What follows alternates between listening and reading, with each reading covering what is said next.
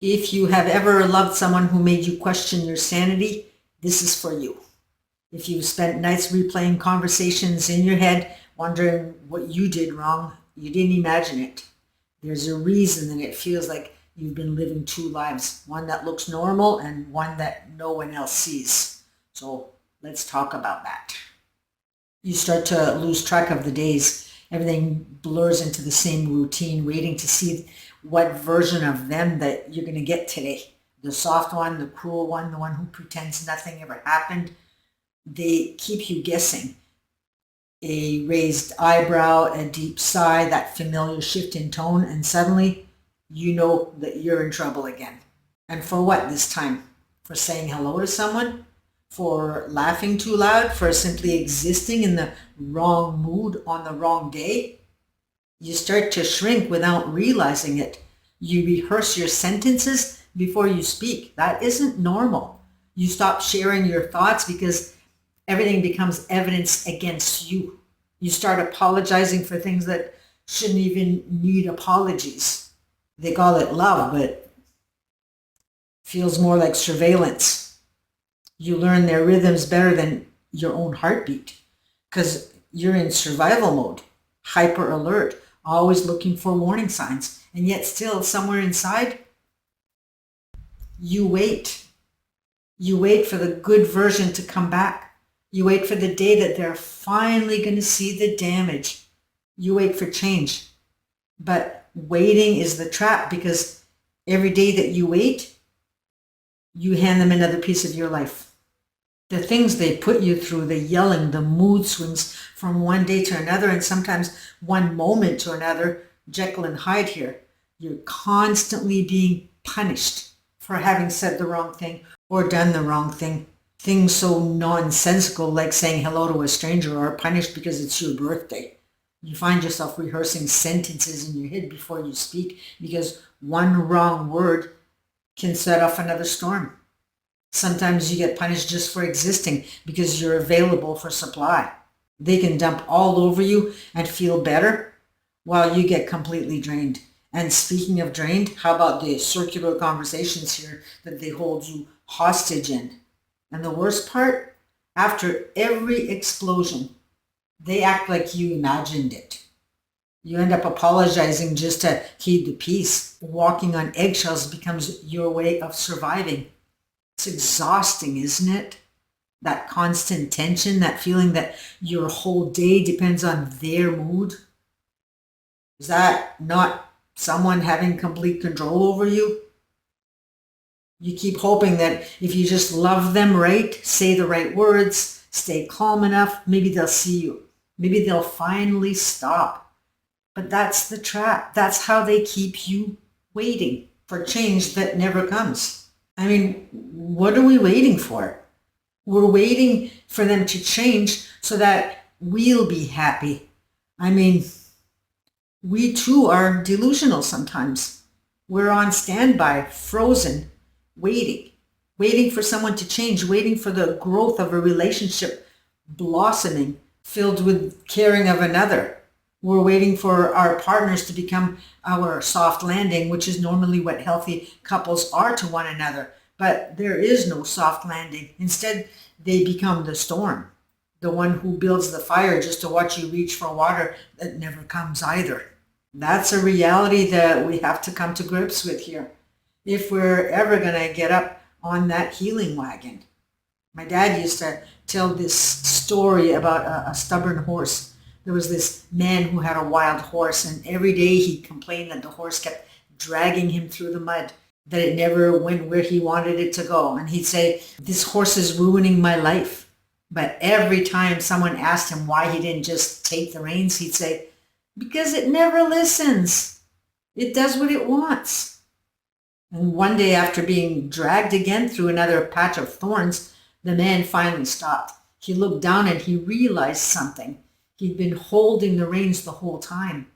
His hands were wrapped so tight around them that they'd gone numb. He just never pulled back, never guided, never said no more. And that's what happens in these relationships. The horse is the narcissist, of course, wild and unpredictable and demanding. And we keep thinking that if we just hold on long enough, it'll calm down. But the thing is it's not about changing the horse. It's about realizing that you can take back the reins. You can let go of their ideas of what a relationship should be. Step aside and stop being dragged down. You have that right.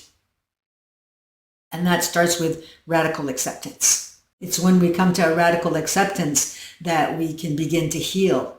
And with radical acceptance, what happens is a weight lifts off of us.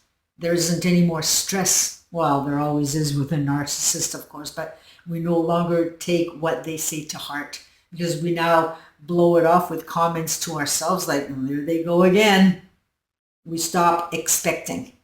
It's in the expecting that we suffer. And yet here we are expecting and waiting for change. We're still asleep. And I'm here whispering and tugging at your ears saying, wake up, wake up. You have no idea what it's like to be free, to go for walks anytime that we want, to paint a desk if we feel like it, to make decisions all day long just for us, to go through days without somebody walking in angry again and your day getting ruined every time they want supply. These people, they take our energy. Do you know how important it is to have energy? Energy is life-giving. And when someone is taking it, it is life-depleting. The headaches, the digestive issues, the sudden allergies, and the list goes on. And often we don't see the severity of the situation until we've left. Energy is what moves us. It's what allows us to create, to love, to dream, to heal. Energy is the quiet pulse behind every choice that we make and every breath we take. It fuels our purpose. Are you living your purpose or moving towards your goals right now?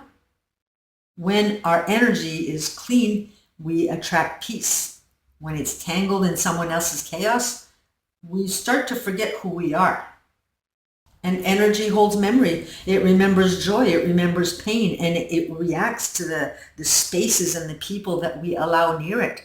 That's why protecting it is sacred work. Energy can lift a room or it can drain it. It can call in abundance or keep you trapped in survival. And when someone keeps taking from you, feeding on your light, you start to believe that you're the emptiness that they've left behind. But you're not. You were never the emptiness. You were always the source. Your energy is your freedom, your protection, your power. And when you reclaim it, everything begins to change. They took so much more than time or peace of mind. They took your energy. That's their supply. And maybe you've noticed it. That exhaustion that doesn't go away no matter how much you rest. That fog that sits in your chest when you think of them. That's not weakness. That's what happens when someone keeps pulling from your energy field. So there's nothing left for you to do what you want to do, your dreams, your goals. And when you've lived with someone who feeds on that, who uses your energy as their mirror, you start to forget what your own reflection looks like. You become the fixer, the peacemaker, the one who absorbs everything just to keep the peace. But that's not who you are. That's not who you had. That's who you had to become to survive their energy. But to get to radical acceptance, in the meantime, you start by seeing what's actually there, not what you wish was there. You start by noticing how every time that you reach for them, they pull back. How every time you try to explain your hurt, it turns into a debate. How every apology that you give becomes proof of your guilt. Radical acceptance isn't about letting them off the hook here. It's about finally putting yourself back on solid ground. It's about saying, this is what they are. Notice I didn't say who, I said what. This is what they do. And this feeling I keep chasing isn't coming. Acceptance doesn't mean that you stop caring. It means that you stop leaking energy into the impossible. It means that you stop twisting yourself into smaller shapes just to fit into their emptiness. Because every time you do, you abandon your own aliveness.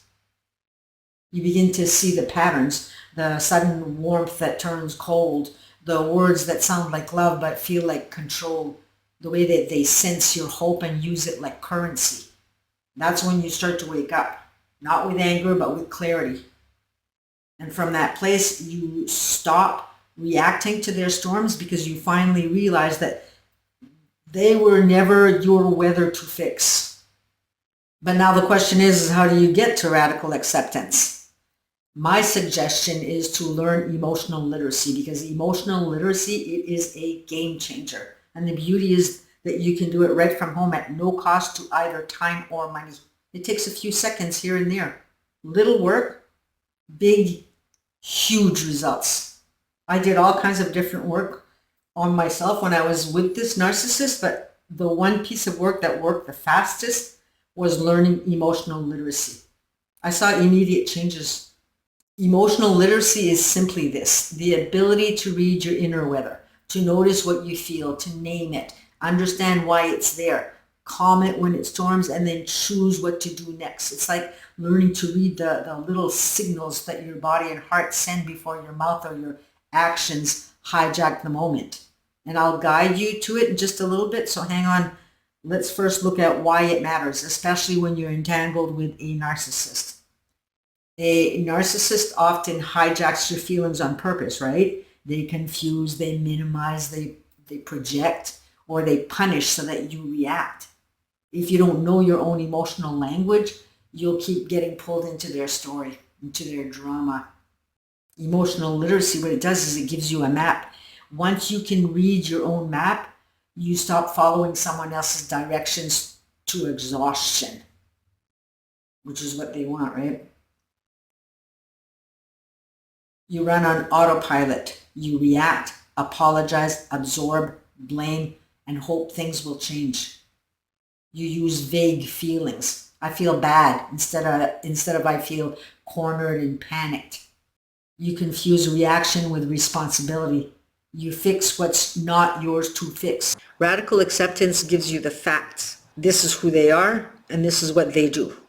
Emotional literacy gives you the tools to live inside that fact without being swallowed by it.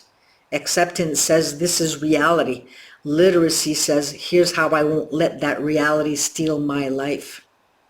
One settles the ground, the other teaches you how to walk on it. So here's what you do.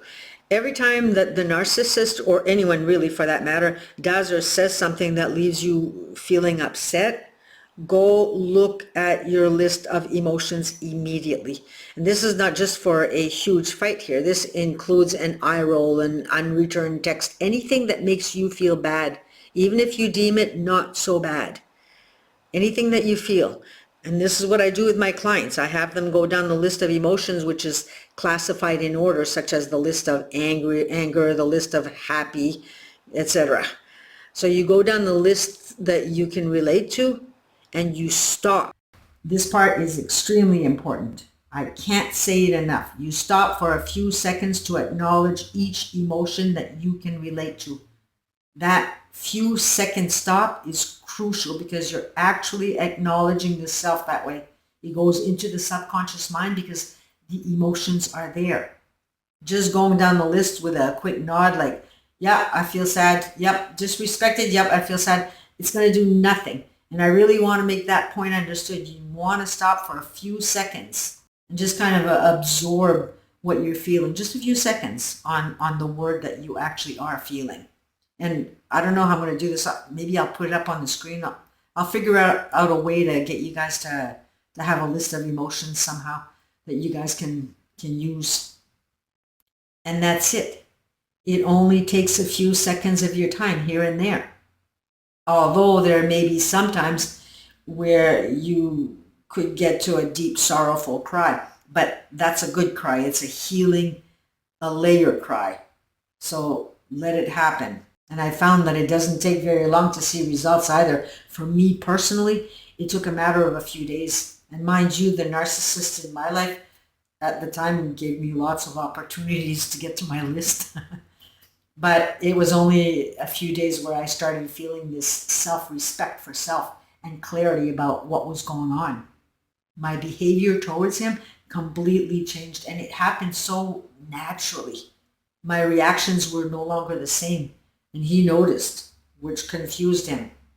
But in the meantime, they're going to keep grasping at straws here. So here are a couple things that you can do in response to their little dances here. So when they insult or yell, I'm not discussing this while you're unwilling to have a grown-up conversation and then leave or pause the conversation. When they gaslight, that's not how I experienced it, and I'm done arguing about my memory. Then disengage. They try to argue that, sorry, not happening. Then no more comebacks, no matter what they say, and they will try. But remember, more responses gives them supply. You're giving them exactly what they want, even if it's in the form of you insulting them. The no response is what frustrates and weakens them. When they triangulate, I won't be part of that. Refuse the drama.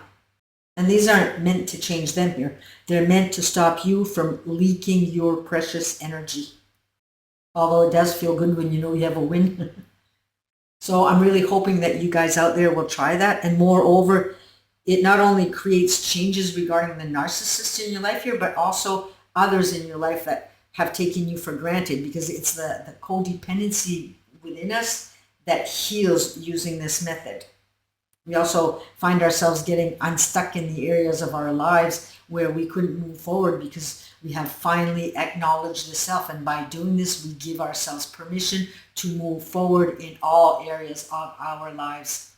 So that is all for today. And if this video has helped anybody at all, please click a like, subscribe if you haven't, and leave a comment below, even if it's just to say hi.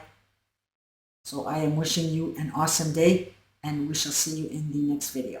Take care, and bye for now.